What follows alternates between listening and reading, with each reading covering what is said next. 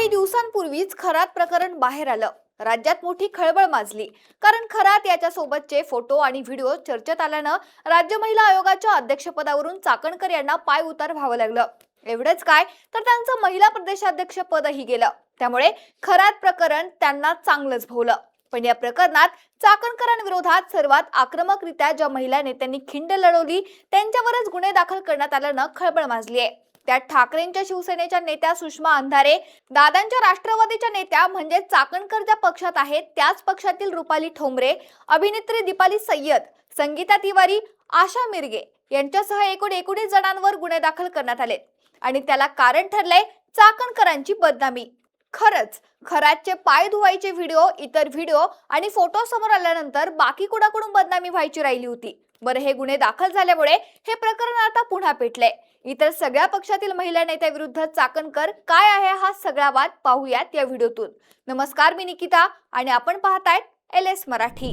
महाराष्ट्र राज्य महिला आयोगाच्या माजी अध्यक्ष आणि राष्ट्रवादी काँग्रेस पक्षाच्या नेत्या रुपाली चाकणकर यांच्या संदर्भात सोशल मीडियावर अत्यंत आक्षेपार्ह, अश्लील आणि बदनामीकारक पोस्ट केल्याप्रकरणी मोठी कारवाई झाली आहे. पुणे सायबर पोलिसांनी एक धक्कादायक कारवाई केली आहे. या संवेदनशील प्रकरणात राजकीय आणि सामाजिक क्षेत्रातील अनेक मोठ्या चेहऱ्यांचा समावेश असून पोलिसांनी थेट शिवसेना उद्धव बाळासाहेब ठाकरे पक्षाच्या उपनेत्या सुषमा अंधारे, राष्ट्रवादी पक्षाच्या नेत्या रुपाली पाटील ठोंबरे आणि प्रसिद्ध अभिनेत्री दीपाली सय्यद यांच्यासह एकूण 19 जणांविरोधात गंभीर स्वरूपाचे गुन्हे दाखल केले आहेत.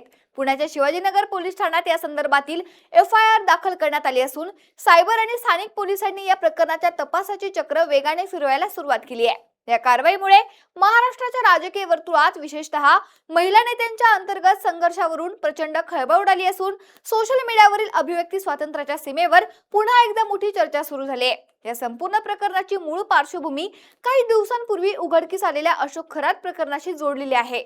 अशोक खरात या व्यक्तीला गंभीर बलात्कार प्रकरणात पोलिसांनी अटक केली होती. त्यानंतर खरातचे व्हिडिओ जसे जसे समोर येऊ लागले त्यांना देश हादरून गेला. पण हा खरात एवढा मोठा कसा झाला? तर नेत्यांच्या आशीर्वादानं. कारण नेतेच त्याचे आशीर्वाद घ्यायला रांग लावत होते. बरं, ही अटक झाल्यानंतर सोशल मीडियावरील विविध प्लॅटफॉर्म्सवर विशेषतः फेसबुक, इंस्टाग्राम, X आणि युट्यूबवर काही जुने फोटो आणि व्हिडिओ मोठ्या प्रमाणावर व्हायरल केले गेले. हे फोटो आणि व्हिडिओ जवळपास 9 वर्षापूर्वीच्या एका सार्वजनिक आणि सामाजिक कार्यक्रमातील होते, ज्यामध्ये रुपाली चाकणकर आणि अशोक खरात एकाच मंचावर किंवा फोटोत एकत्र दिसत होते.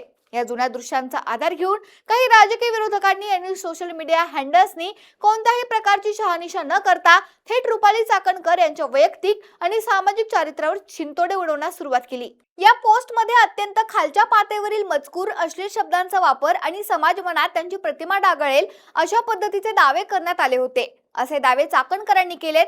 आता हे तुम्हाला पटते का? हे तुम्हीच ठरवा, आम्ही काही बोलणार नाहीत. रुपाली चाकणकर यांनी या संपूर्ण प्रकारावर अत्यंत आक्षेप घेतला होता. कोणताही ठोस पुरावा नसताना केवळ जुन्या सार्वजनिक फोटोंचा गैरवापर करून आपली आणि आपल्या कुटुंबाची सामाजिक प्रतिष्ठा पूर्णपणे मलिन करण्याचा हा जाणीवपूर्वक रचलेला कट असल्याचा दावा त्यांनी केला होता. खरात प्रकरणाशी आपला किंवा आपल्या कुटुंबाचा दुरान्वयही संबंध नसताना केवळ राजकीय सूडबुद्धीने ही बदनामीची मोहीम राबवली गेल्याचं त्यांनी आपल्या तक्रारीत म्हटलं होतं. चाकणकर यांनी स्पष्ट केले की यापूर्वी देखील त्यांच्यावर आणि त्यांच्या कुटुंबावर विविध माध्यमातून आरोप करण्याचा प्रयत्न झाला होता, ज्यामध्ये त्यांनी ED, विशेष तपास पथक आणि स्थानिक पोलिसांच्या अत्यंत सखोल चौकशांना तोंड दिलं आहे. या सर्व तपास यंत्रणांच्या चौकशांमध्ये त्यांच्या विरुद्ध किंवा त्यांच्या कुटुंबाविरुद्ध कोणत्याही प्रकारची संशयास्पद बाब अथवा तथ्य आढळून आलेलं नाहीये.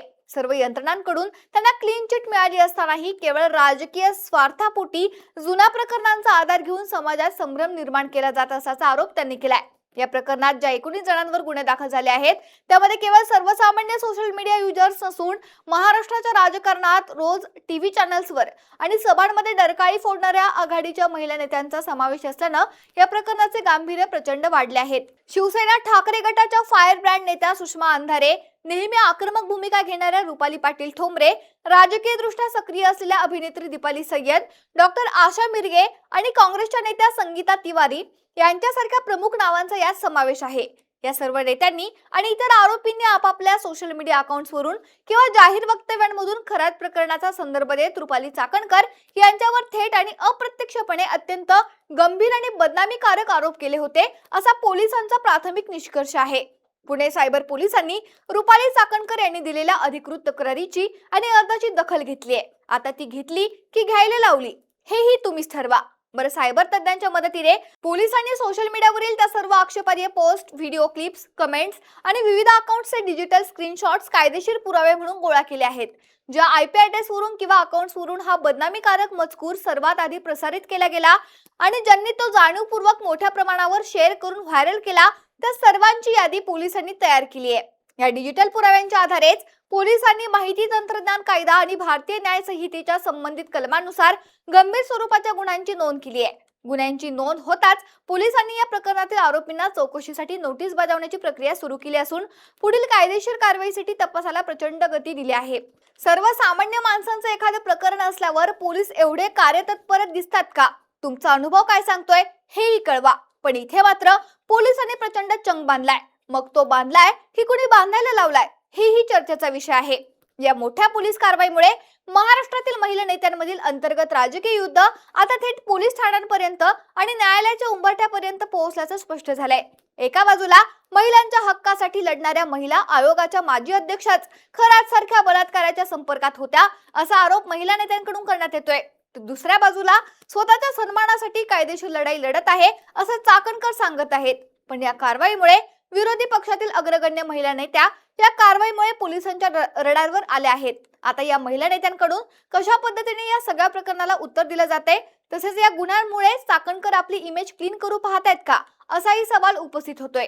कसाही मंडळी, महिला आयोगाच्या महिलांच्या रक्षणासाठी, हक्कासाठी लढतो. मात्र जो खरात महिलांची दिशाभूल करून त्यांच्या अब्रूशी खेळायचा त्याच खरातच्या पायघड्या घातल्या जात असतील तर कुणालाही धक्का बसणं साहजिक आहे. आता चाकणकर आणि इतर महिला नेत्यांमधील ही राजकीय लढाई आहे, त्याचं राजकारण त्यांना लखलाप. मात्र या प्रकरणाचे पडसाद आगामी काळात संपूर्ण राज्याच्या राजकारणावर उमटणार हे निश्चित मानलं जाते.